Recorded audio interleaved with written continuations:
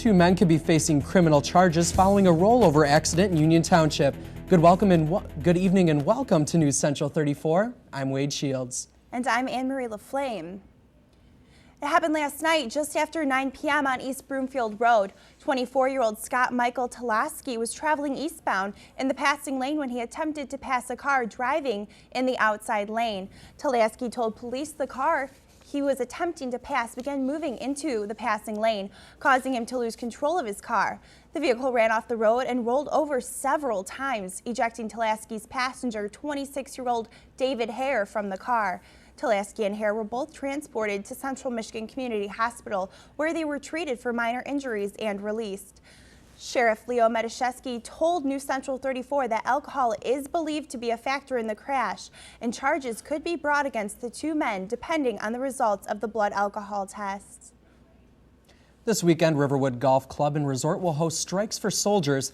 The event is a bowling fundraiser supporting the Wounded Warrior Project, a foundation that helps returning soldiers of Iraq and Afghanistan who are suffering with emotional and physical conflicts. Bowling will begin tomorrow at noon. Registration for the event is $10 per team at the door. Prizes at the event include a floral arrangement, gift cards, and certificates to local restaurants. And a rash of bike thefts in the Mount Pleasant area has police looking for possible connections. According to the Mount Pleasant Police Public Information Officer Dave Sabuda, 7 bike thefts have been reported between Tuesday and Friday morning. Sabuda said that the bike thefts run in streaks, but this number seems higher than usual.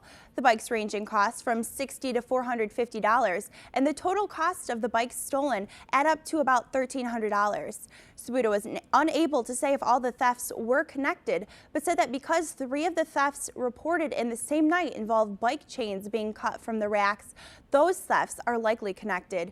Sabuda said that when there are a lot of bikes stolen in a similar way, it is likely that multiple people are involved. To be safe, he recommends not only putting locks on bikes when they are not in use, but also registering your bike with the Central Michigan University Police Department or the Mount Pleasant Police Department. Some CMU students will actively serve the Mount Pleasant community on Saturday, April 4th for the CMU Volunteer Center's service event, Be My Neighbor Day. The annual event is a volunteer opportunity for students to reach out to their community by serving area agencies. Jenna Fry, Special Events Student Coordinator for the Volunteer Center, explains why the day is important for CMU students. Well, we actually have the most sites this year than we ever have had before. There's 14 different sites, and we have the Volunteer Center Alumni Group that's coming to take one of those, and we have a lot of different organizations that have sponsored a site of their own, and volunteers can sign up for any site they want, but sometimes they'll just be working with a specific organization. And it's just a great way for students to learn a little bit more about their community, and for our agencies and our community to learn a little bit more about the CMU students.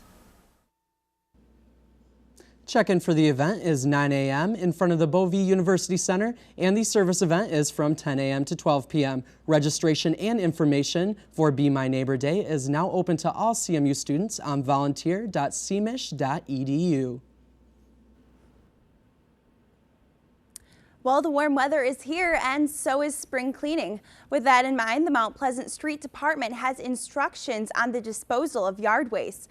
Residents are encouraged to not place waste in the street gutters, but instead to bag their leaves and dispose them at the Material Recovery Center located at 4208 East River Road, where there will be a disposal charge of $1 per bag. However, there is no fee to dispose of waste on April 8th, which is Earth Day. Household hazardous waste should not be included in these drop-offs. Specific dates are listed on the Isabella County website, as well as information on making appointments for special drop-offs. For more information, please visit isabellacounty.org/recycles. And Clare County Emergency Dispatcher Sandy Lane remains on unpaid administrative leave after being charged with unauthorized disclosure of law enforcement and network information earlier this month. According to the Morning Sun, the 37-year-old was arraigned Tuesday in the 80th District Court in Harrison. Clare County Prosecutor Michelle Ambrosiadis filed the complaint March 17th, followed by an investigation by the state police from the Mount Pleasant Post. Lane is being accused of giving LEIN information to a civilian, which is a violation of state law. If convicted of the misdemeanor, Lane could face a $500 fine. A Shepherd grandmother is facing jail time after allowing her 11-year-old granddaughter to spend the night with an adult man. The incident happened the night of February 27th when the grandmother allowed the girl to drive to an Ithaca motel where the girl spent the night with a 25-year-old man that allegedly touched her inappropriately. Gratiot County Prosecutor Keith Cushion told News Central 34 that the grandmother was arraigned Wednesday on charges of third-degree child abuse and allowing a minor to operate a motor vehicle. Her bond was set at $10,000. Jose Hernandez, the man who allegedly touched the girl inappropriately, has been arraigned on charges of second-degree sexual conduct. He will go to trial on May 20th. And firefighters in Clare and Isabella counties have been busy the past few weeks. In early spring, particularly on windy days, residents burning brush and other debris can end up with out-of-control grass fires, and that's exactly what happened on numerous occasions. There have also been instances of illegal burn barrel use, which can also lead to catastrophic fires. Burn permits are not currently being issued because of the dry, windy conditions, but those who want to obtain a permit in the future can do so online at michigan.gov/burn permit.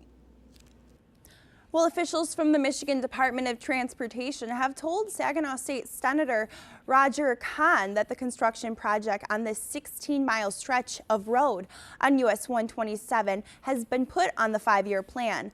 According to the Morning Sun, the project, which has an estimated cost in the hundreds of millions of dollars, has been on and off the department's 5-year plan list for the past 20 years. Now, Senator Kahn will have to wait for approval from the Senate and the House of Representatives.